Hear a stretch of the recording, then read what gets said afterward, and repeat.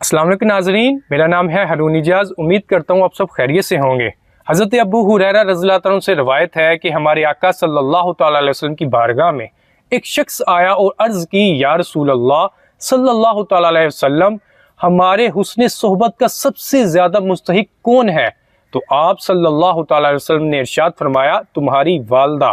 इस शख्स ने दोबारा फिर यही सवाल किया तो आप सल्लल्लाहु तआला अलैहि वसल्लम ने इरशाद फरमाया, तुम्हारी वालदा।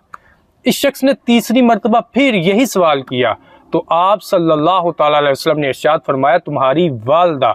इस शख्स ने चौथी मरतबा फिर यही सवाल रिपीट किया तो आप सल्लल्लाहु तआला अलैहि वसल्लम ने इरशाद फरमाया, तुम्हारा वालिद।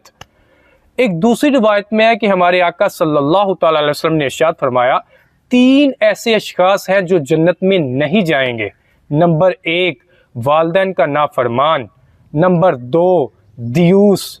नंबर 3, मर्दों की वज़ा बनाने वाली औरत। एक तीसरी रिवायत में हमारे आका सल्लल्लाहु तआला अलैहि वसल्लम ने इरशाद फरमाया, वालिदैन की नाफरमानी के अलावा अल्लाह ताला जिस गुनाह को चाहेगा मुआफ़ फरमा देगा, लेकिन वालिदैन के नाफरमान को इसी दुनिया में रहते हुए मौत से पहले सज़ा दे दी जाएगी। आज 2 शवाल सन 1446 हिजरी है। ईद उल फितर का दूसरा दिन है। मैं अपने तमाम मुसलमान बहन भाइयों से ये रिक्वेस्ट करना चाहता हूँ कि जिनके वालिदैन या इन दोनों में से कोई एक भी इस आलम फ़ानी को छोड़कर आलम बरज़ख में जा चुका है, मैं अपने तमाम बहन भाइयों से रिक्वेस्ट करना चाहता हूँ कि आप अपनी मसरूफ़ तरीन ज़िंदगी में से थोड़ा सा वक़्त निकाल लें, कब्रिस्तान जाइए और अपने वालिदैन की कब्र पर हाज़िरी लगवाएं। वहाँ जाकर आपको जो भी आयत आती है, जो भी सूरत आती है, आप वहाँ जाकर वो सूरत की तिलावत करें, उस आयत की तिलावत करें। तिलावत के साथ साथ हमारे आका सल्लल्लाहु तआला अलैहि वसल्लम की बारगाह में दुरूद व सलाम का हदिया पेश करें और इस तमाम कलाम का सवाब अपने उन मरने वाले वालिदैन की अरवाह को इसाल कर दें।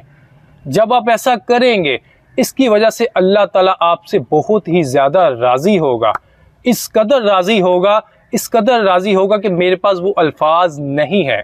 नाज़रीन, आपके ये वही वालिदैन हैं, ये वही शख्सियात हैं जिन्होंने बचपन से लेकर जवानी तक आपकी बहुत ही ज़्यादा तरबियत भी की है, खिदमत भी की है और आपकी बहुत अच्छे तरीके से परवरिश भी की है।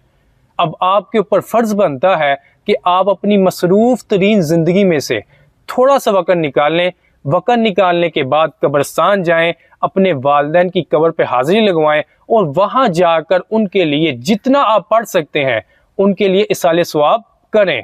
मैं आपको बताना चाहता हूँ कि जिस तरह हमें भूख लगती है, प्यास लगती है और हमें पानी और खुराक की ज़रूरत होती है, सेम इसी तरह जो हमारे आबाओ अजदाद, जो हमारे अजीज़ व क़ारिब आलम फ़ानी को छोड़कर आलम बरज़ख में जा चुके हैं, उनको भी किसी न किसी चीज़ की ज़रूरत होती है जिसकी वजह से उनको सुकून मुहैया होता है, उनको करार और चैन मिलता है। जिस चीज़ से उनकी रूहों को करार और सुकून मिलता है वो कलाम है जो आप उनके लिए इसाले सवाब करते हैं, जो आप उनके लिए सदका व खैरात करते हैं। ये तमाम सदका व खैरात, ये तमाम पढ़ा जाने वाला कलाम उनकी रूहों को सुकून भी देता है, चैन भी देता है और करार भी देता है। मैं आपसे रिक्वेस्ट करता हूं कि आप इन छुट्टियों के अंदर थोड़ा सा वक़्त निकाल लें, अपने वालिदैन की कब्रों पे जाएं, वहां जाकर मैक्सिमम जितना आप पढ़ सकते हैं उनके लिए इसाले सवाब कीजिए, ताकि आपके वालिदैन की अरवाह को सुकून भी मिले, करार भी मिले, चैन भी मिले